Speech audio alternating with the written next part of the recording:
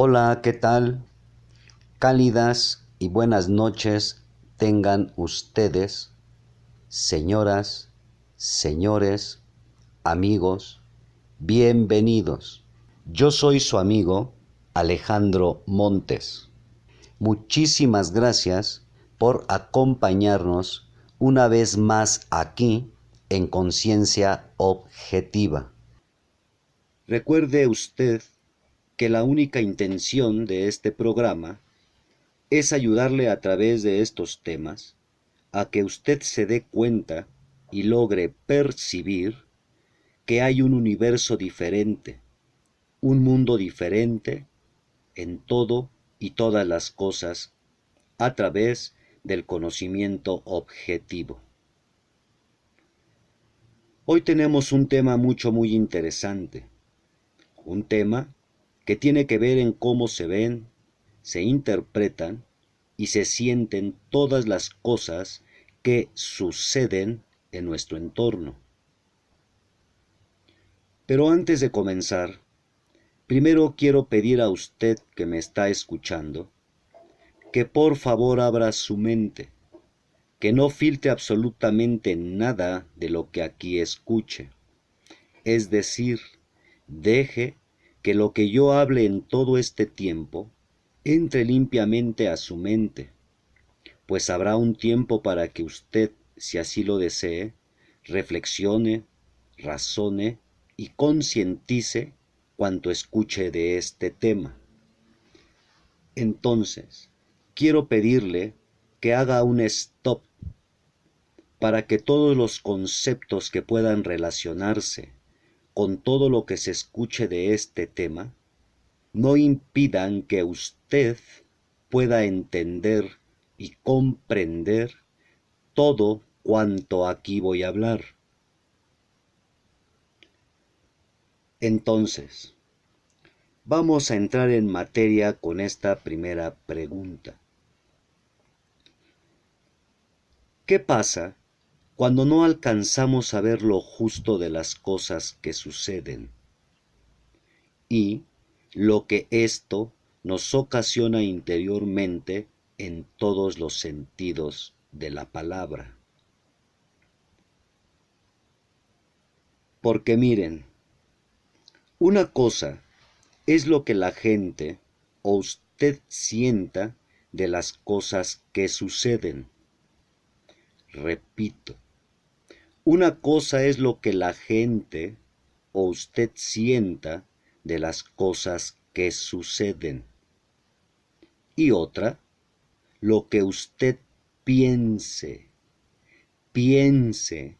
de las cosas que no se entienden. Entonces, esto debemos tenerlo mucho, pero muy claro en nosotros, porque ordinariamente esas cosas pueden causar tristeza o alegría. Por lo tanto, en este caso, el objetivo es ver que su estado de ánimo depende de las cosas que suceden en su entorno y de cómo usted las interpreta. Pero, en este sentido, a lo que yo me refiero es que el hombre no sufre ni se alegra por las cosas que suceden o pasan en su vida. El hombre sufre por lo que se cree y piensa de la vida a nivel cerebral o de su cerebro. Es decir, la alegría o el sufrimiento que la gente siente no son factores de las cosas o los sucesos. Y si esto es así, pues obviamente estamos hablando que estamos ante un problema el cual se debe enfrentar, porque de acuerdo a lo que está en el cerebro de cada persona, es lo que piensan y creen que es la vida, en términos de lo que trata este tema, lo justo y la justicia. Ese es nuestro tema de hoy, lo justo y la justicia. Entonces, con esto de ninguna manera estoy diciendo, anatómicamente hablando, que el cerebro sea diferente en cada individuo o que se tengan problemas cerebrales. No, no estoy diciendo eso, puesto que todos tenemos por igual la misma cantidad de neuronas a nuestra disposición.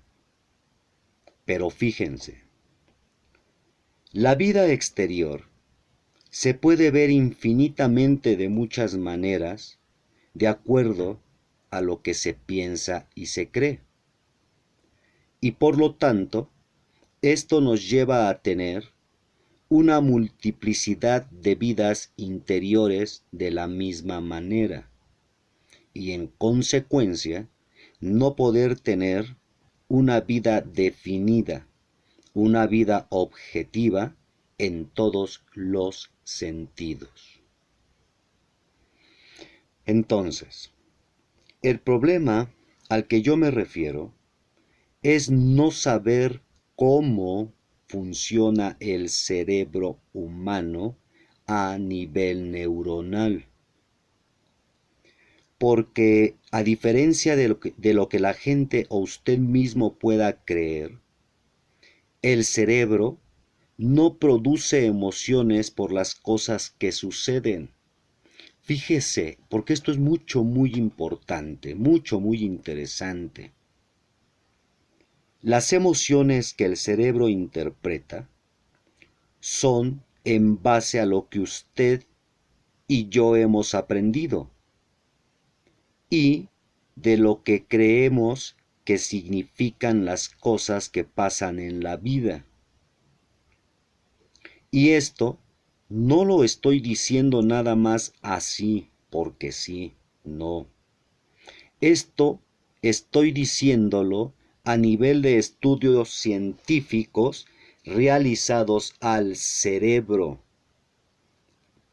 Escúchelo bien, estudios científicos realizados al cerebro.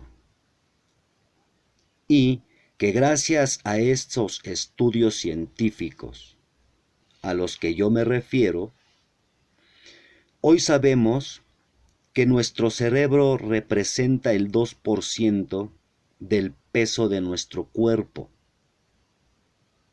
y que tiene un peso entre 1,3 kg y 1,4 kg y que mide 14 centímetros de ancho, 13 centímetros de alto, con una longitud de 17 centímetros. Y que por si esto fuera poco, tiene 100.000 millones de neuronas. Y sin duda saber esto es algo interesante. Pero creo yo que sería de mayor valor saber cómo utilizar esas 100.000 millones de neuronas que tiene esa masa encefálica. Porque en honor a la verdad, el volumen y peso del cerebro varían, sí varían, pero nada de eso determina si una persona es más inteligente que otra. Entonces, aquí la única diferencia que yo veo en eso es cómo y para qué se utiliza el cerebro y esas 100.000 millones de neuronas a nuestra disposición. Y entonces, en eso está lo interesante. Pues las conexiones que el cerebro hace a nivel neuronal de las cosas que suceden son por la educación de los padres y por las experiencias que se han tenido o se van teniendo en la vida personal y socialmente hablando. a donde no hay más que dos factores: alegría y sufrimiento. Entonces, dándole mayor luz a todo esto, y para que se entienda mejor, vamos a enfocarnos al núcleo social más cercano que tenemos: la familia.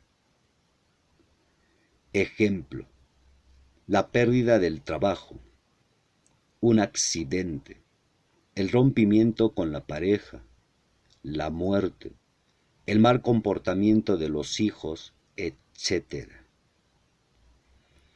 ¿Qué sucede cuando alguno de estos ejemplos se hace presente en la familia?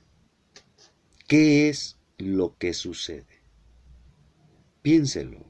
¿Qué sucede cuando uno de estos problemas llega o se hace presente en la familia? ¿Saben qué sucede? Que se siente y se ve como un problema, como un problema. Y en realidad es de lo más común que así se vea y se sienta. Un problema. Pero ¿por qué es que se ve así? Voy a poner un ejemplo de los más comunes que hay. Por ejemplo, usted que me está escuchando, quizá tenga hijos. Y si no los tiene, pues es hijo o hija de familia, o en algún momento lo fue. Y seguramente, en más de una ocasión, se enfrentó a este tipo de situaciones. Mire, cuando un niño o un adolescente en la etapa de estudios comienza a bajar sus calificaciones, inmediatamente eso se ve como un problema en la familia, comenzando por los padres que para nada lo ven justo. No lo ven justo, ¿cierto? Y entonces, estos padres que no lo ven justo, comienzan a tener alteraciones y confrontaciones interiores, es decir, con ellos mismos, por la manera en la que están interpretando las cosas en su cabeza que los llevan a hacer justicia en contra de quien causó todo ese problema, al caso el hijo o la hija, a donde se aplican dos conceptos: lo justo y la justicia. Pero fíjense bien, porque eso que llaman hacer justicia no es más que venganza. ¿A qué? A sus intereses. Porque lo primero que hacen es hablarle al niño o a la niña de sus sacrificios, de sus esfuerzos y lo mucho que hacen para poder pagarle sus estudios. Y eso que le dicen al hijo es verdad, total y absolutamente verdad. Es cierto, pero yo pregunto, ¿acaso eso será lo que el hijo o la hija necesitan escuchar?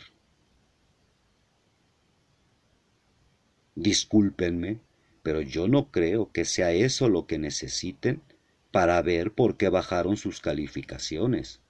¿O sí? Porque entonces, haciendo un paréntesis en connotación de lo justo y la justicia, es increíble que ya de adulto, alguien que haya sido tratado bajo estos dos conceptos siga teniendo estas prácticas en sus interrelaciones en términos de justo y justicia, porque así se lo enseñaron. Pero volviendo al ejemplo de los hijos, yo pregunto, ¿qué tienen que ver los esfuerzos y las medidas tomadas de los padres con las calificaciones de los hijos? Absolutamente nada. Nada. ¿O será que la recriminación, el reproche, el castigo, las represalias, retirar el juego de video, el celular, el dinero de su domingo, resolverán el problema de las calificaciones? ¿Acaso eso es lo justo necesario que los hijos necesitan? Rotundamente no. No es lo que necesitan. Primero, porque en ese comportamiento de los padres no hubo un diálogo, pero ni pizca de diálogo. Y segundo, que lo único que hubo fue recriminaciones, represalias, castigos. Por lo tanto, no se fue justo. Entiéndase bien esto, no se fue justo. Puesto que estos castigos e imposiciones de los padres salieron de lo que su cerebro interpretativamente creyó, y por lo tanto no hubo diálogo, no hubo razonamiento, no hubo conciencia, porque a nivel neuromental vinieron imágenes del pasado que se conectaron y que fueron aplicadas a ellos cuando niños, es decir, cuando ellos aprendieron de sus padres que la represión, el insulto, el castigo era el método de justicia para solución a ese y a todos los problemas. Ahora, ¿qué tenemos con todo esto? Que hay una desorientación. Se está equivocado por la educación mental que se trae. Y, por lo tanto, no hay un autocontrol mental en el sentido de justicia e injusticia. Y en consecuencia, no se puede entender la vida. ¿Por qué? Por la única circunstancia que existe, la ignorancia. ¿De qué? De la educación mental de autocontrol.